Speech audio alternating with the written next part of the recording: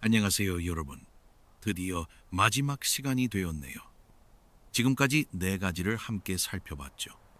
화가 났을 때의 모습, 약자를 대하는 태도, 돈 앞에서의 행동, 어려운 상황에서의 책임감. 오늘은 마지막 두 가지와 함께 전체 정리를 해보겠습니다. 그리고 마지막에는 이 여섯 가지를 어떻게 종합적으로 활용할지 완전한 가이드도 준비했습니다. 그럼 바로 시작해 보겠습니다. 다섯 번째는 비밀을 얼마나 잘 지키는지 보는 거예요. 볼테르라는 프랑스 철학자가 이런 말을 했어요. 비밀을 지킬 수 있는 사람만이 더 많은 비밀을 들을 자격이 있다. 참 명쾌한 말이죠. 제갈량 이야기부터 해볼까요? 제갈량이 얼마나 신중한 사람이었는지 아세요? 삼국지를 보면 제갈량은 정말 중요한 정보를 함부로 말하지 않았어요. 적벽대전을 준비할 때도 마찬가지였어요. 주유와 함께 화공작전을 계획했는데 그 비밀을 끝까지 지켰거든요. 심지어 유비한테도 자세한 계획은 말하지 않았어요.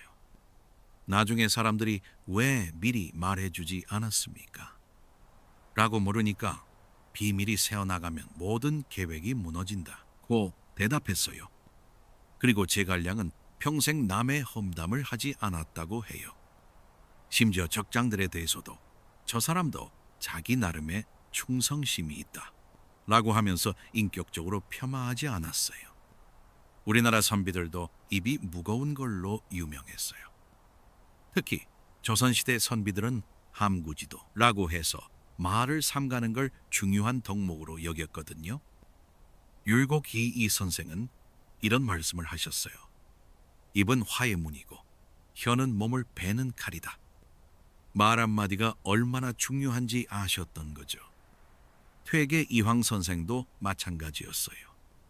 제자들이 다른 사람 흉을 보면 그 사람도 나름의 어려움이 있을 것이다 라고 하시면서 험담을 막으셨다고 해요. 링컨 대통령도 정말 입이 무거운 분이었어요. 남북전쟁 중에 얼마나 많은 기밀 정보가 있었겠어요. 그런데 링컨은 가족들한테도 군사 기밀을 말하지 않았어요.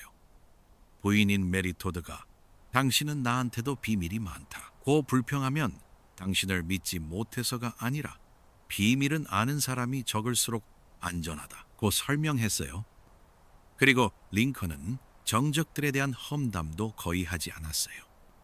심지어 자신을 비난하는 사람들에 대해서도 그들도 나름의 신념이 있을 것이다 라고 말했어요. 간디도 그런 분이었어요. 간디는 평생 거짓말을 하지 않기로 유명했잖아요. 그런데 동시에 남의 비밀도 철저히 지켰어요. 독립운동을 할 때 영국 정부에서 동지들의 이름을 대면 석방해주겠다고 회유했는데 간디는 끝까지 말하지 않았어요. 그리고 간디는 남의 험담을 정말 싫어했어요. 누군가 다른 사람 흉을 보면 그 사람의 좋은 점을 먼저 찾아보라고 했어요. 이런 역사적 인물들의 이야기를 들으면서 현실을 보면 정말 대조적이에요. 요즘 세상에는 정말 입 가벼운 분들이 많은 것 같아요. 특히 SNS가 발달하면서 더 그런 것 같고요. 조금만 재미있는 일이 있으면 바로 올리고 남의 사생활도 함부로 이야기하고 저도 젊었을 때는 그런 줄 몰랐어요. 이 정도에 뭐 괜찮겠지 하면서 가볍게 생각했던 적이 많았거든요. 그런데 나이가 들수록 깨닫게 돼요. 신뢰라는 게 얼마나 소중한지 말이에요. 예전에 이런 일이 있었어요. 친한 친구한테 개인적인 고민을 털어놓았는데 며칠 후에 다른 사람이 그 이야기를 아는 거예요. 얼마나 당황스럽고 배신감이 들던지. 그 일 이후로는 정말 조심스럽게 사람을 골라서 이야기하게 됐어요. 그리고 저 자신도 다른 사람의 이야기를 함부로 하지 않으려고 노력하게 됐고요. 반대로 정말 입이 무거운 분들도 만났어요. 몇 년이 지나서 그때 그 이야기 기억나세요? 하고 물어봐도 무슨 이야기요? 하시는 분들. 그런 분들 보면 정말 고맙고 믿음이 가더라고요. 그런 분들의 특징을 보면 다른 사람 험담을 거의 안 해요. 누군가 험담을 시작하면 자연스럽게 화제를 바꾸거나 그 사람도 나름의 사정이 있겠죠 라고 하면서 덮어버리세요. 그리고 자기 자랑도 별로 안 해요. 좋은 일이 있어도 조용히 넘어가고 남들이 물어봐야 대답하는 정도예요. 공자님이 말을 삼가고 행동을 신중히 하라 고하셨거든요. 공자님 자신도 제자들 앞에서 다른 사람 흉을 본 적이 거의 없다고 해요. 심지어 자신을 비판하는 사람들에 대해서도 그들도 옳다고 생각해서 하는 말일 것이다 라고 하셨어요. 입이 무거운 사람, 약속을 소중히 여기는 사람, 그런 사람이야말로 진정한 친구가 될 수 있어요. 요즘 젊은 분들한테도 이런 이야기를 해주고 싶어요. SNS에 뭔가 올리기 전에 한 번 더 생각해 보라고요. 재미있다고 올린 게 누군가한테는 큰 상처가 될 수도 있거든요.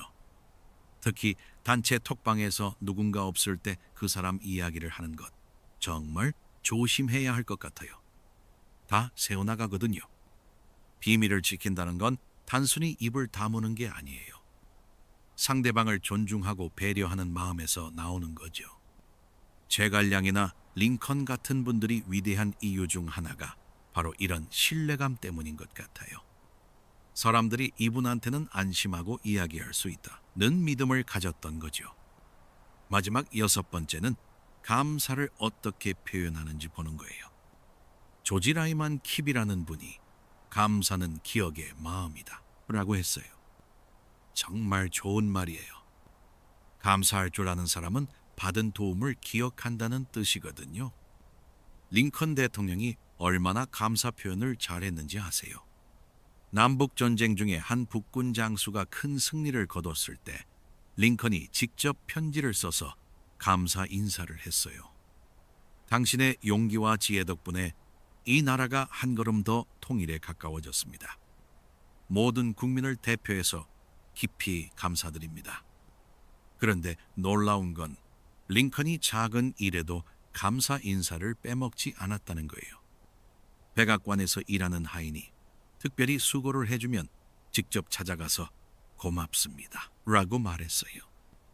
그래서 백악관 직원들이 링컨을 정말 좋아했다고 해요. 나중에 링컨이 암살당했을 때 그분들이 진심으로 슬퍼했거든요. 세종대왕도 감사 표현의 달인이셨어요. 신하들이 좋은 정책을 건의하면 경의 지혜 덕분에 백성들이 편해질 것이다 라고 하시면서 꼭 고마움을 표현하셨어요. 그리고 세종대왕은 신하들의 가족까지 챙기셨어요.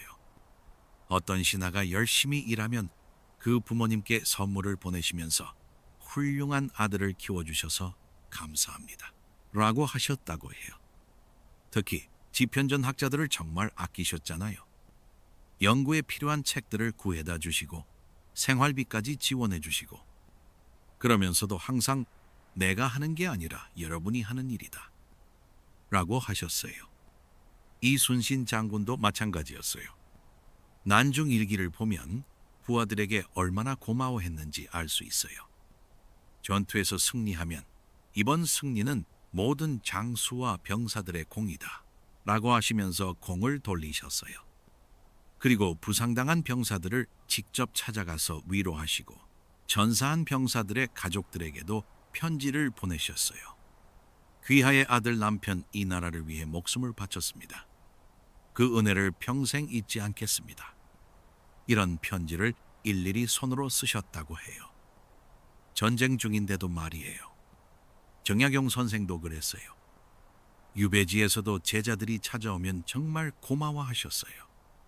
멀리서 이 늙은이를 찾아와 주니 고맙다 라고 하시면서 자신이 가진 것 중 제일 좋은 걸 대접하셨어요. 그리고 제자들이 편지를 보내면 꼭 답장을 쓰셨어요. 네 편지를 받고 마음이 따뜻해졌다. 스승인, 내가 오히려 제자에게 위로를 받는구나. 이런 식으로 말이에요. 간디도 감사 표현을 참 잘하신 분이에요.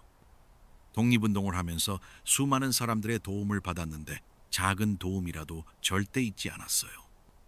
가난한 농부가 독립운동 자금으로 몇 루피를 내도 당신의 정성이 이 나라를 구할 것입니다 라고 하면서 정중하게 감사 인사를 했어요.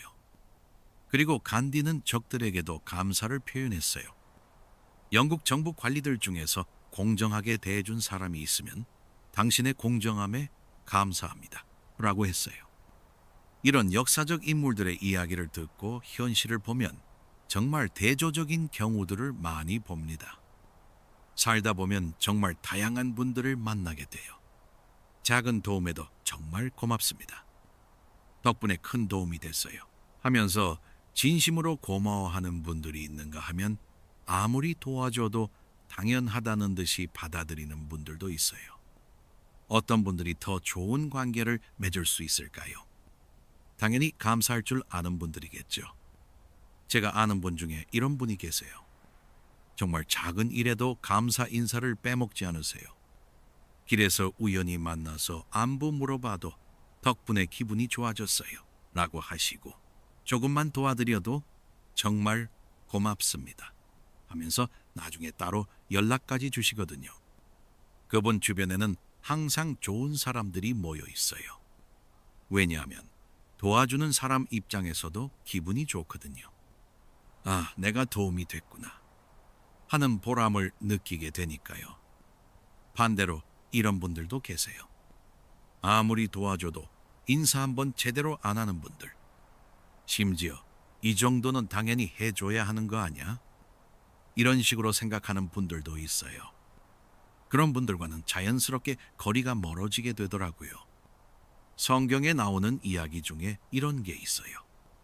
예수님이 문둥병 환자 10명을 고쳐주셨는데 감사 인사를 하러 온 사람은 딱 한 명이었다고 해요. 그때 예수님이 10명이 나았는데 감사하러 온 사람은 한 명뿐이냐? 라고 하셨다고 하거든요. 이 이야기를 들을 때마다 생각해요. 나는 고쳐진 9명 중 하나인지 아니면 돌아온 1명인지. 우리나라에도 감사의 문화가 깊이 뿌리 박혀 있어요. 차례를 지내는 것도 조상들에게 감사하는 마음에서 시작된 거잖아요. 그리고 옛날에는 스승의 은혜를 정말 소중히 여겼어요. 제자가 성공하면 꼭 스승을 찾아가서 인사드리고 스승이 돌아가시면 3년 동안 상복을 입기도 했어요. 요즘은 그런 문화가 많이 사라진 것 같아서 아쉬워요. 선생님이나 은인들을 찾아뵙는 일이 많이 줄어들었잖아요. 직장에서도 마찬가지예요. 동료가 도와주면 고맙다. 는 인사를 제대로 하는 사람과 당연하게 여기는 사람. 그 차이가 참 크더라고요. 제가 아는 어떤 분은 팀원이 야근을 해서 도와주면 다음날 아침에 꼭 커피를 사다 주시더라고요. 어제 고생했다. 면서요. 그런 작은 배려 때문에 그 팀은 분위기가 정말 좋았어요. 서로 도우려고 하고 어려운 일이 있으면 자발적으로 나서고 가정에서도 마찬가지예요. 부부 사이에, 부모 자녀 사이에 고맙다 는 말을 얼마나 자주 하는지 그게 가정 분위기를 완전히 바꿔놓거든요. 어떤 집은 가족끼리도 고마워, 수고했어 이런 말을 자주 하는데 그런 집은 분위기가 정말 따뜻해요. 반대로 가족이니까 당연하다 생각하는 집들, 그런 집은 왠지 삭막한 느낌이 들어요. 오프라 윈프리라고 아시죠? 미국의 유명한 방송인인데 그분이 이런 말을 했어요. 감사하는 것이야말로 모든 풍요로움을 여는 열쇠다. 오프라는 매일 감사일기를 쓴다고 해요. 하루에 있었던 일 중에서 감사할 일들을 찾아서 적는 거예요. 아무리 힘든 하루라도 감사할 일이 하나는 있다고 하더라고요. 정말 맞는 말이에요. 감사할 줄 아는 사람 주변에는 자연스럽게 좋은 일들이 생기거든요. 그런데 감사를 표현하는 것도 방법이 있어요. 억지로 하는 것보다는 진심에서 우러나와야 하고 때와 장소를 맞춰서 해야 하고 말로만 하는 것보다 행동으로 보여주는 것도 중요해요. 받은 도움을 기억하고 기회가 되면 보답하려고 노력하고 그리고 감사 인사는 그때그때 바로 하는 게 좋은 것 같아요. 시간이 지나면 감동이 덜해지거든요. 요즘은 카톡이나 문자로도 감사 인사를 할 수 있잖아요. 작은 일이라도 고맙습니다. 덕분입니다. 이런 메시지를 보내면 받는 사람이 기분 좋아해요.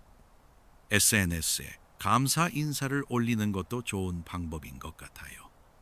물론 진심이어야 하겠지만요. 받은 도움을 기억하고 보답하려고 노력하고 진심으로 고마움을 표현하는 사람. 그런 사람과 함께하면 인생이 정말 풍요로워져요. 링컨이나 세종대왕, 이순신 같은 분들이 많은 사람들에게 사랑받은 이유도 바로 이런 감사하는 마음 때문인 것 같아요. 사람들이 이분을 위해서라면 뭐든지 하고 싶다는 생각을 갖게 되는 거죠. 예수님이 이런 말씀을 하셨어요. 다른 사람을 판단하지 말라. 당신 자신이 판단받지 않기 위해서다. 오늘 6가지 이야기를 했지만 가장 중요한 건 나 자신을 돌아보는 거예요. 내가 화가 났을 때는 어떤 모습인지, 나보다 약한 사람들을 어떻게 대하는지, 돈 앞에서는 어떻게 행동하는지, 어려운 상황에서 얼마나 책임감 있게 행동하는지, 비밀을 잘 지키는지, 감사를 제대로 표현하는지. 소크라테스가 너 자신을 알라고 했듯이 다른 사람을 이해하는 첫걸음은 나 자신을 아는 것부터 시작됩니다. 오늘 이야기한 역사 속 인물들을 보면 공통점이 있어요. 링컨, 세종대왕, 이순신, 을지문덕, 제갈량, 정약용, 간디. 이분들 모두 어려운 시대를 살았던 분들이에요. 링컨은 남북전쟁이라는 큰 위기를 겪었고, 세종대왕은 조선 건국 초기의 혼란을 수습해야 했고, 이순신은 나라가 망할 뻔한 위기에서 싸워야 했고, 그런데 이분들이 위대한 이유는 어려운 상황에서도 원칙을 지켰다는 거예요. 화가 나도 품위를 잃지 않았고, 권력이 있어도 약자를 무시하지 않았고, 돈이나 이익 때문에 신념을 바꾸지 않았고, 어려울 때일수록 더 책임감 있게 행동했고, 비밀을 철저히 지켰고, 항상 감사하는 마음을 잊지 않았어요. 나이가 들수록 더 깨닫게 되는 게 있어요. 사람은 결국 사람이라는 거예요. 완벽한 사람은 없어요. 저도 그렇고 여러분도 그렇고 우리 모두 부족한 부분이 있어요. 링컨도 때로는 우울해하고 절망했고, 세종대왕도 신하들과 갈등을 빚기도 했고, 이순신도 억울함을 토로한 적이 있어요. 그래서 다른 사람을 볼 때도 너무 엄격한 잣대를 들이댈 필요는 없을 것 같아요. 다만 정말 중요한 순간에 어떤 선택을 하는지 그것만큼은 분명히 봐야 한다고 생각해요. 요즘 시대는 정말 많이 변했어요. SNS도 있고 인터넷도 있고 세상이 훨씬 빨라지고 복잡해졌어요. 하지만 사람의 본질은 그때나 지금이나 똑같은 것 같아요.